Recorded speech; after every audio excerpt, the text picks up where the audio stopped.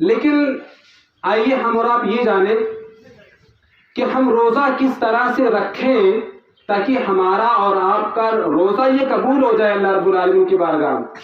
وہ کون سی شرطیں ہیں جن شرطوں کو اگر ہم سامنے رکھ کر کے روزہ رکھیں تو وہ روزہ اللہ رب العالمین کی بارگاہ میں انشاءاللہ قبول ہوگا۔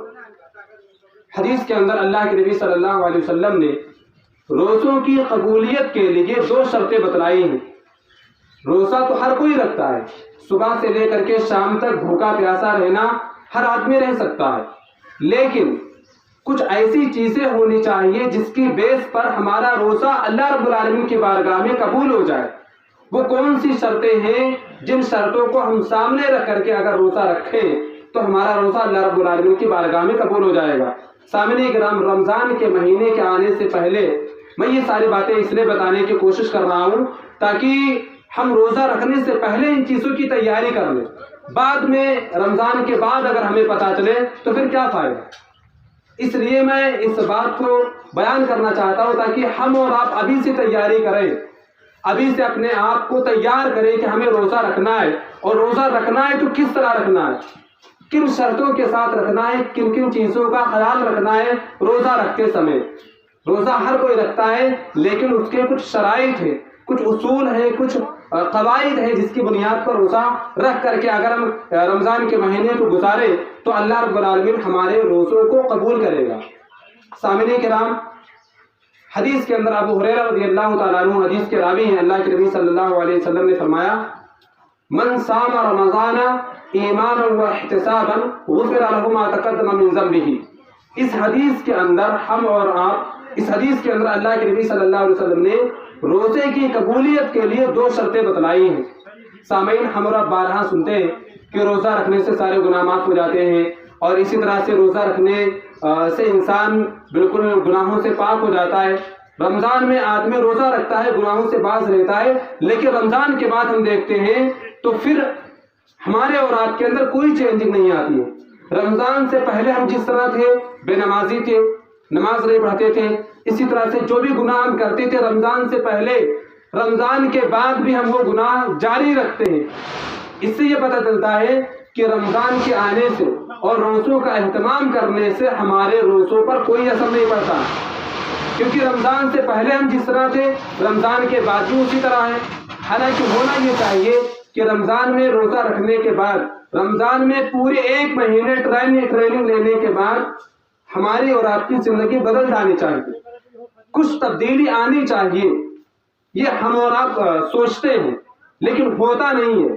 رمضان سے پہلے ہم جس طرح تھے رمضان کے بعد بھی ہمارا معاشرہ اسی طرح کا رہتا ہے۔ اس کے اسباب کیا ہیں، اس کی وجوہات کیا ہیں؟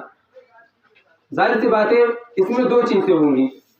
ہم روزہ رکھنے کے بعد بھی چینج نہیں ہوتے ہیں، معاشرہ ہمارا چینج نہیں ہوتا ہے، اس میں 2 ہی چیزیں ہوں گی۔ یا تو روزہ رکھنا غلط ہے، روزہ رکھنے سے کوئی فائدہ نہیں، یا ہمارے اور آپ کے اندر کمی ہے، یا ہم اور آپ روزہ رکھنے میں کمی کرتے ہیں۔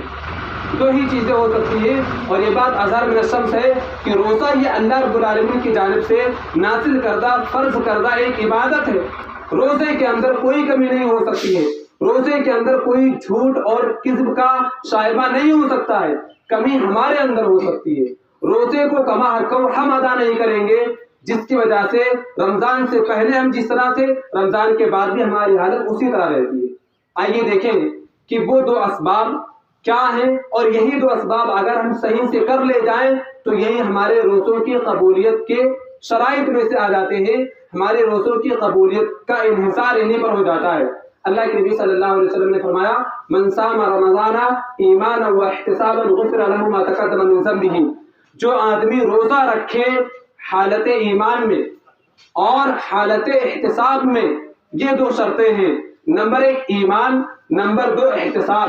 اگر یہ 2 چیزیں روزہ رکھتے سمے ہمارے اندر آ جائیں تو اللہ کے نبی صلی اللہ علیہ وسلم نے آگے اس کا ثمرہ بتلایا ہے، غفر له ما تقدم من ذنبه۔ اگر یہ 2 چیزیں ہم رکھ لیں تو ہمارے جو پیچھے گناہ ہم کر چکے ہوتے ہیں اللہ رب العالمین ان کو معاف کر دے گا۔ سامعین، اسی حدیث کو میں محور بنا کر کے کچھ باتیں رکھنے کی کوشش کروں گا۔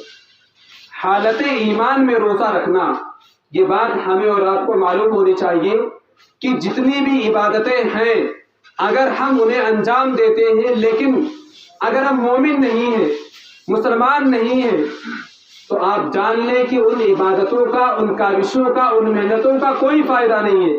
اللہ رب العالمین نے روزوں کی قبولیت کے لیے، اور روزہ ہی نہیں، جتنی بھی عبادتیں ہیں تمام عبادتوں کی قبولیت کے لیے ایمان کو شرط رکھا ہے۔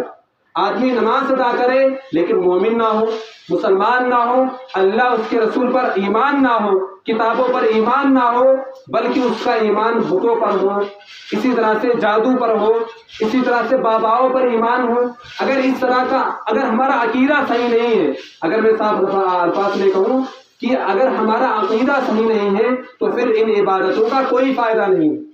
ہمارا ایمان صحیح ہونا چاہیے۔ عبادت کی قبولیت کے لیے پہلی شرط ایمان کا صحیح ہونا ہے، پہلی شرط عقیدے کا صحیح ہونا ہے۔ اللہ رب العالمین کے ساتھ شرک نہیں ہونی چاہیے، اللہ رب العالمین کے ساتھ کسی کو ہم شریک نہ بنائیں۔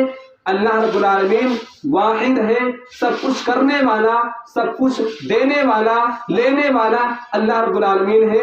اس بات پر ہمارا ایمان ہونا چاہیے۔